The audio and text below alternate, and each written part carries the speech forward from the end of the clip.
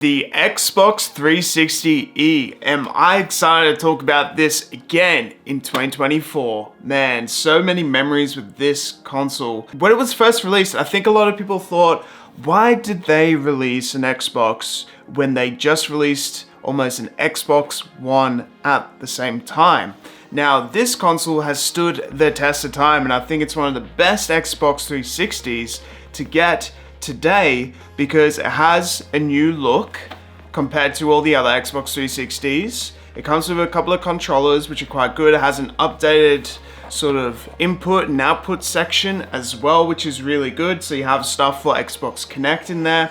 You have stuff for hard drives, HDMI and AV outputs, which is really good as well. We have 4 USB outputs at the back as well. That's a crazy amount of USB outputs. They really made this console for future-proofing. And I think a decade later, this console definitely stands the test of time in that case. The design of it is quite sleek, quite small in comparison to some of the other Xbox 360s. And what I like about it is it's sort of a newer look, and I love it. And I love the matte black finish. Yeah, it does scratch over time, but this console is like over a decade old. This was released in like 2013, 2012, around that time, before the Xbox One. And yeah, a lot of people were confused during the time of when the Xbox 360e was getting released. But now that we look back at it now, we go, you know, Xbox 360e is the best Xbox 360 to buy a decade later. So I think they were really trying to future-proof the Xbox 360. Now, why would you want an Xbox 360 in 2024 and beyond? Well, I would say it's because the backwards compatibility of Xbox isn't 100% there. There's all these niche games that I love, you guys love, that you absolutely love during the Xbox 360 era, that you'll need to get an Xbox 360 for. Another great reason is the games are extremely cheap pre-owned if you want to play some Xbox 360 games.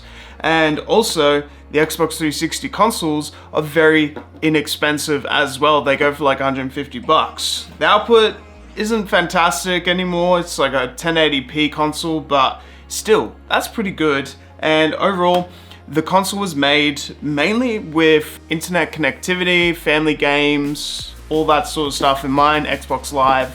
So all that stuff is sort of gone out the window now because it's a decade later, and I think they've closed down the store fully now at this point. But in terms of how it withstands the test of time and just playing the games that I genuinely just want to have fun and play, the Xbox 360e is that console for me. I'll probably choose it over any of the other Xboxes. If I want to seriously pick up an Xbox 360 today, I'll probably go for this one because of its, like I said, updated look.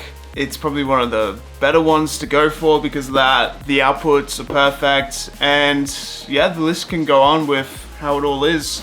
In terms of its interior, there is a few scratch marks and stuff, but overall it's pretty robust. It stood the test of time. It's done pretty well. I've got other 360s with like really indented tops and all sorts with scratches, so this one has definitely stood the test of time the best because of its build quality, so it's definitely a decent one to go for. These controllers, however, definitely take a good beating, so that mid part definitely, you know, tears away over time.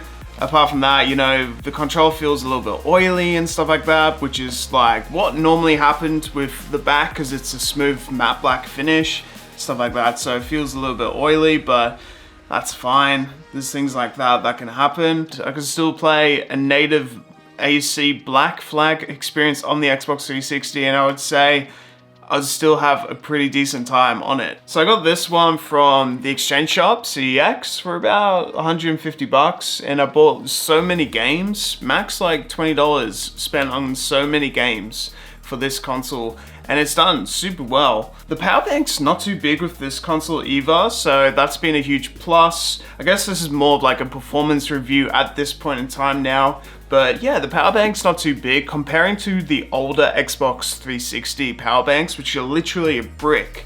This thing does really well with just having a bit of a smaller power bank as well, so that was a huge plus. So yeah, I think a lot of people were confused when they first released this console, but over the test of time, they look back at it and go, the Xbox 360e was actually probably one of the better ones to buy because of its updated look, its updated console, upgraded specs, everything like that.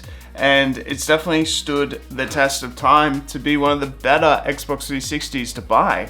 Now you can go buy one and play some Halo, Gears of War, you can play so many games, the Batman Arkham series, mate, the list will go on. So thank you so much for watching this short video of me just talking about the Xbox 360e, and have a beautiful one.